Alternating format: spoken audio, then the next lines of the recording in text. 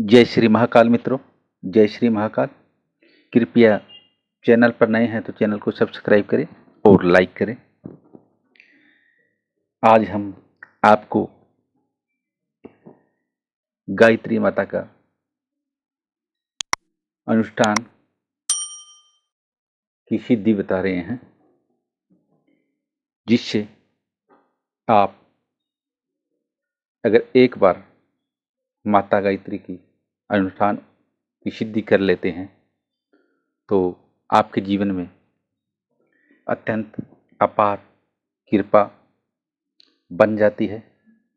और सर्वप्रथम बता दें, सर्वप्रथम कोई भी साधना करने से पहले, कोई भी विधि करने से पहले सर्वप्रथम गायत्री मंत्र का उच्चारण होता है।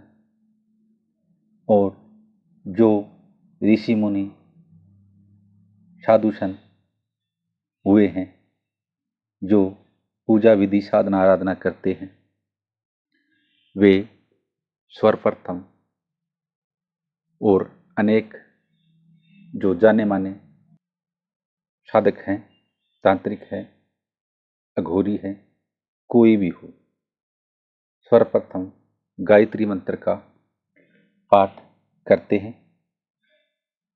उनको इसी गायत्री मंत्र से जब सर्वप्रथम पाठ किया जाता है तो उन्हें सिद्धियां प्राप्त होती है। बिना गायत्री मंत्र सब कार्य अधूरे हैं। इसीलिए अगर आप अपने जीवन में एक बार गायत्री मंत्र को सिद्ध कर लेते हैं या किसी मंत्र से पूर्व उस मंत्र को अगर आप उच्चारण करते हैं तो आपके जीवन में कोई भी ऐसा मंत्र, कोई भी ऐसा सिद्धि जो आपको सफल करेगी, आपको उसका पूर्ण लाभ देगी। इसलिए गायत्री मंत्र का सर्वप्रथम जाप करना बहुत ही अत्यंत और बहुत ही जरूरी है, जिससे आपको शक्तियां मिलती हैं और आप जिस मंत्र का पाठ करते हैं उसमें सिद्धियां मिलती हैं। गायत्री मंत्र को हम बता दें, आपको चारों वेदों की माता कहा जाता है, इसलिए गायत्री मंत्र बहुत ही उपयोगी है। अगर आप इस वीडियो को अंत तक सुन लेते हैं तो आपके जीवन में किसी प्रकार से कोई दिक्कत या परेशानी नहीं आती। इसलिए आप इस वीडियो के अंत तक बने रहें और इस वीडियो की जानकारी का पूर्ण लाभ लें। वैसे तो गायत्री मंत्र का उच्चारण करता स्वयं जब इसका उच्चारण करता है तो उसके जीवन में सफलता आ ही जाती है और वह सिद्ध कार्यों में उपयोग करता है तो उसको फल भी बहुत शीघ्र मिलता है। क्योंकि गायत्री मंत्र का पाठ करने वाले स्वयं जब गायत्री मंत्र का पाठ करते हैं तो उनको इनका लाभ मिलता है। बिना गायत्री मंत्र के पाठ के कोई लाभ शीघ्र नहीं मिलता। इसलिए गायत्री मंत्र का पाठ करना भी बहुत उपयोगी है। और आप सभी साधक कृपया वीडियो के अंत तक बने और जानकारी का आप पूर्ण लाभ लें। प्रतिदिन गायत्री मंत्र का जप विधि के अनुसार यथाशक्ति संख्या में नित्य जप करने से शरीर का स्वास्थ्य, चेहरे का तेज और वाणी का ओज बढ़ जाता है और आपकी बुद्धि, तीक्ष्णता और सूक्ष्मदर्शिता की मात्रा में वृद्धि होती है एवं अनेक मानसिक सद्गुणों का विकास होता है। यह लाभ ऐसे हैं जिसके द्वारा जीवन यापन में सहायता मिल जाती है अनुष्ठान पूर्वक गायत्री मंत्र को सिद्ध करने से उपरोक्त लाभों के अतिरिक्त कुछ ऐसी अन्य विशेष लाभ की प्राप्ति होती है जिनको चमत्कार या सिद्धि भी कहा जा सकता है। और गायत्री मंत्र, गायत्री अनुष्ठान की अनेक विधियां हैं। विभिन्न ग्रंथों और विभिन्न आचार्यों द्वारा पृथक रीति से विधान बताए गए हैं। इसमें से कुछ विधान ऐसे तांत्रिक क्रियाओं से परिपूर्ण हैं कि उनका तिल तिल विधान यथा नियम पूरा किया जाना चाहिए। यदि उसमें जरा सी भी गड़बड़ी हो तो लाभ के स्थान पर हानि की आशंका अधिक होती है। ऐसे अनुष्ठान जब करना हो या करें तो सर्वप्रथम गुरु आज्ञा से उनकी उपस्थिति में करने चाहिए, तभी उनके द्वारा समुचित लाभ प्राप्त होता है। किंतु कुछ ऐसे भी राजमार्गी साधक है जिनमें हानि को कोई या उनके साथ कोई हानि नहीं होती, जितना है लाभ ही मिलता है। जैसे हम बता दें, राम नामावधि पूर्ण जपा जाए तो भी कुछ हानि नहीं, हर हालात में कुछ न कुछ लाभ ही है। इसी प्रकार राजमार्ग के अनुष्ठान ऐसे होते हैं जिनमें हानि की किसी दशा में कुछ संभावना है। हाँ, लाभ के लिए संबंध में यह बात अवश्य है कि जितनी श्रद्धा, निष्ठा और तत्परता से साधन किया जाए उतना ही लाभ होगा। और यह गायत्री मंत्र की सिद्धि का अनुष्ठान हमारा अनुभूत है और भी कितने ही हमारे अनुयायियों ने उसकी साधना को सिद्ध करके आशाचित लाभ उठाया है। और देवशयनी एकादशी आषाढ़ शुद्धि 11 से लेकर देव उठने एकादशी कार्तिक शुद्धि 11 के 4 महीनों को छोड़कर अन्य 8 महीनों में आप गायत्री की स्वालक्ष सिद्धि का अनुष्ठान करना चाहिए। और आपको बता दें, शुक्ल पक्ष की दोज इसके लिए शुभ मुहूर्त है। जब चित्त स्थिर और शरीर स्वस्थ हो तभी अनुष्ठान करना चाहिए। उस समय आपका चित्त और मन बिल्कुल स्वस्थ हो, मन एक स्थिर अवस्था में हो, किसी प्रकार का मन में विचार भावनाएं ऐसी उत्पन्न न हो जिससे आपके मन में मलिनता हो। उसे छोड़कर आप इसे कर सकते हैं जब आपका मन की मलिनता के विकार से दूर हो। और बीमार शरीर से अनुष्ठान तो क्या, कोई भी काम ठीक तरह से नहीं हो सकता। प्रातःकाल आप सूर्योदय से 2 घंटे पूर्व उठकर शौच स्नान से निवृत्त होना चाहिए। फिर किसी आप एकांत सवश हवादार कमरे में जप करना चाहिए या मंदिर में इसका आप जप कर सकते हैं। भूमि को जल से छिड़ककर दाब का आसन, फिर उसके ऊपर कपड़ा बिछाना चाहिए। पास में घी का दीपक जलाना रहे तथा जल से भरा हुआ एक पात्र हो। जप के लिए आप तुलसी या चंदन की माला ले सकते हैं। गंगा जल और खूड़ियाँ मिट्टी मिलाकर मालाओं को गिनने के लिए छोटी छोटी गोलियां बना लीजिए। आपको मंत्र पढ़ते वक्त गिनती में रहेंगे। यह सब वस्तुएं पास में रखकर आप आसन पर सूर्य की ओर मुख करके जप करने के लिए बैठना चाहिए। शरीर पर धुली हुई धोती को और कंधे से नीचे खद्दर का चादरा या ऊनी कंबल ओढ़ लेना चाहिए। गर्दन और सिर खुला रहे। प्राणायाम मेरु दंड सीधा रखकर बैठना चाहिए। आरंभ में दोनों नथनों से धीरे धीरे पूरी सांस खींचनी चाहिए।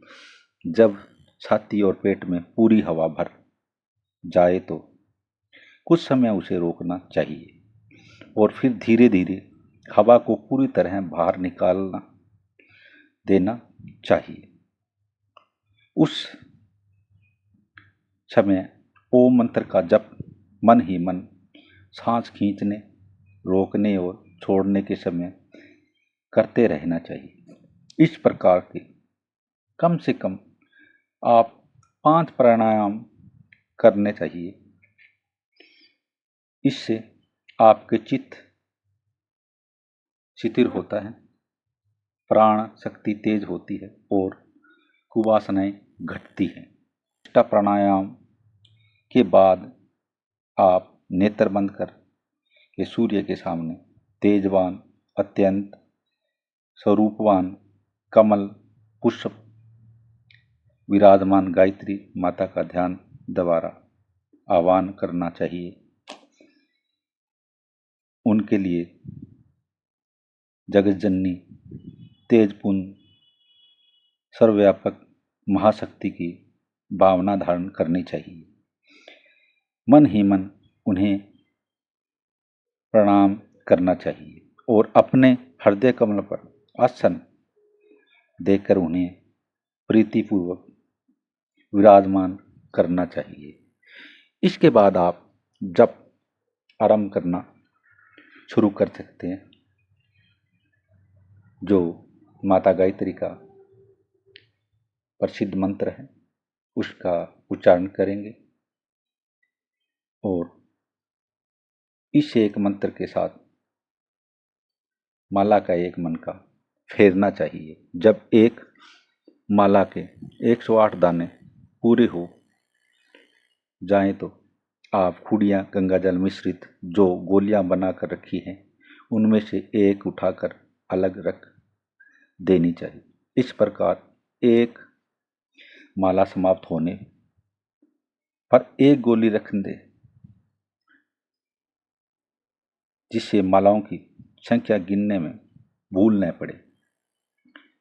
और जप के समय नेत्र अध खुले रहने चाहिए और आप मंत्र इस तरह जपे कि कंठ, जीवा और तालु, ओष्ठ आदि स्वर यंत्र को या यंत्र तो काम करते रहे पर शब्द का उच्चारण न हो। इसमें दूसरा व्यक्ति कोई भी हो आपके पास में वह इसे सुन न सके। वेद मंत्र को जब उच्च स्वर से उच्चारण करना हो तो स्वर ही उच्चारण करना चाहिए। स्वर साधारण पाठकों के लिए स्वर विधि के साथ गायत्री मंत्र का उच्चारण कर सकता है। कठिन है इसलिए उसे इस प्रकार जपना चाहिए कि स्वर यंत्र तो काम करे पर आवाज ऐसी न निकले कि उसे कोई दूसरा आदमी सुन सके।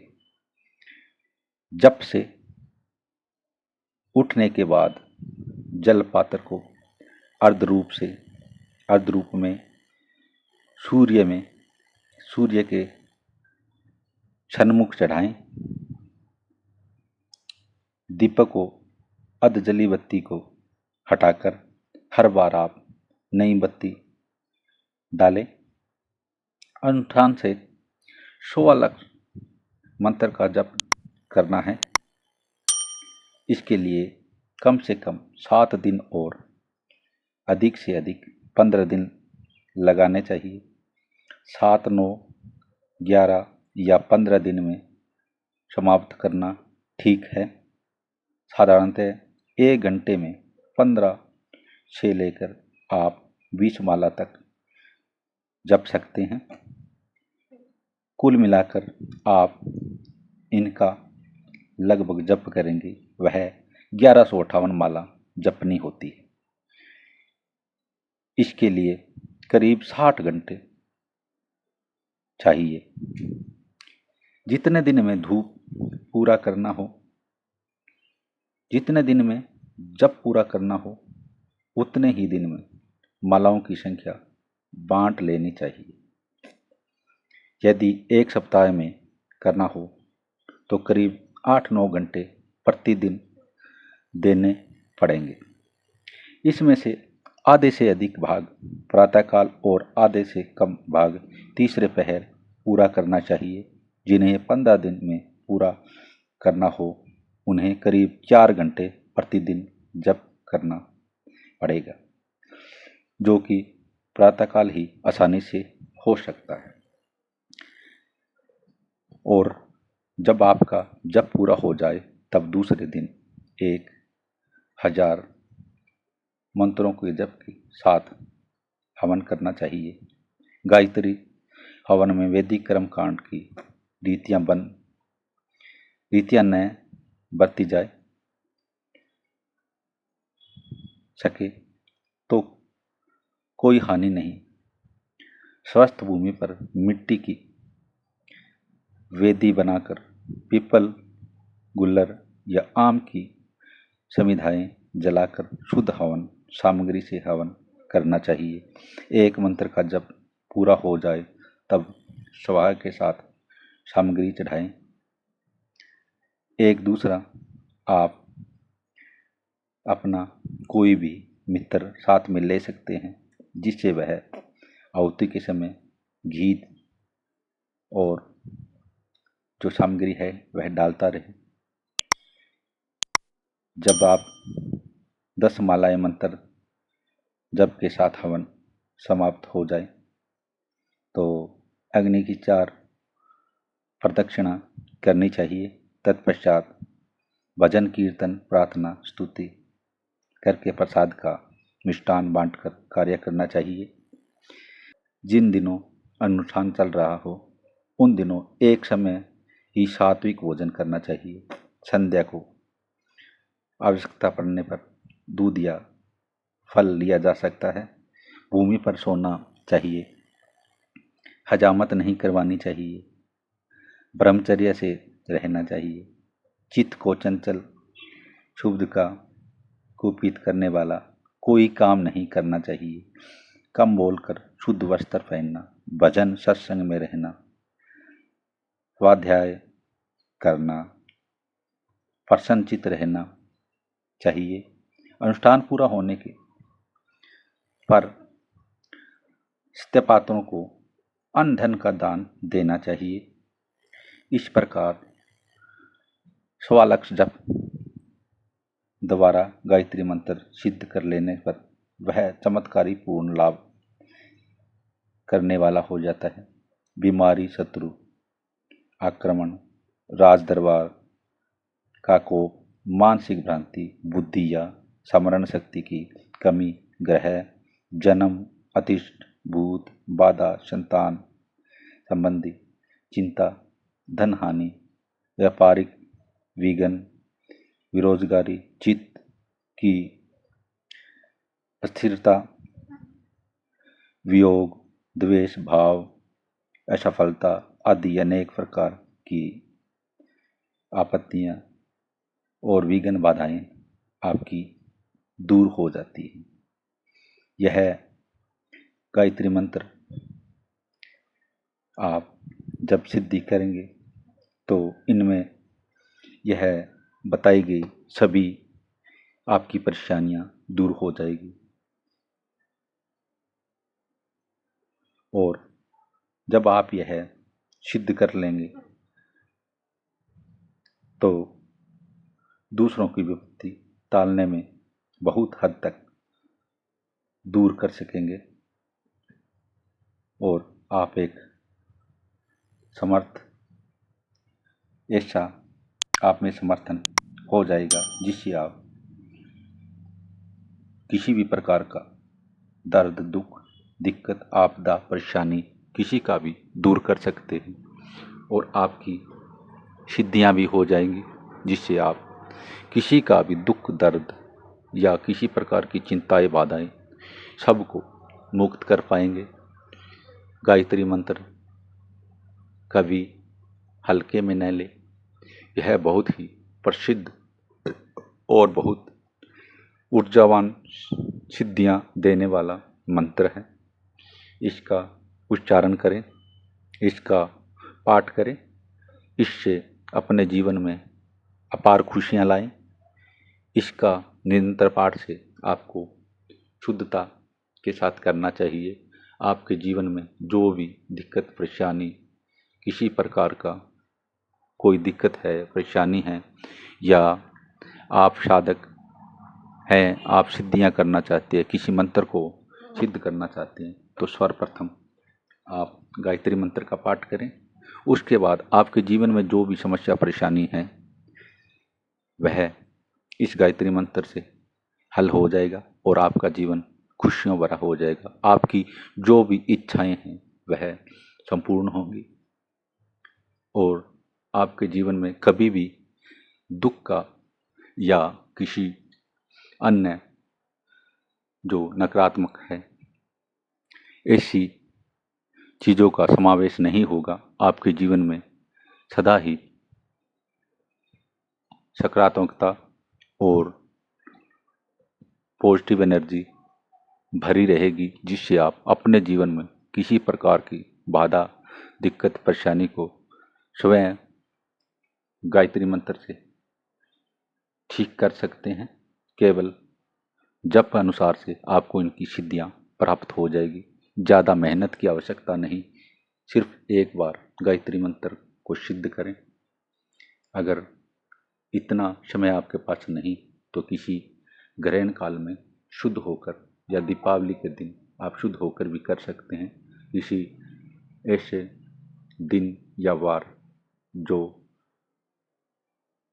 पवित्र हो, जो मान्यताओं से भरपूर हो, उस दिन भी आप कर सकते हैं।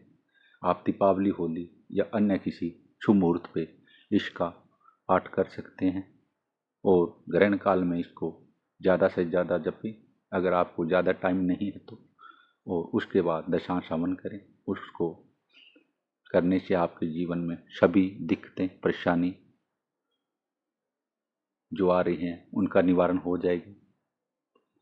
आशा करते हैं आपको जानकारी अच्छी लगी होगी।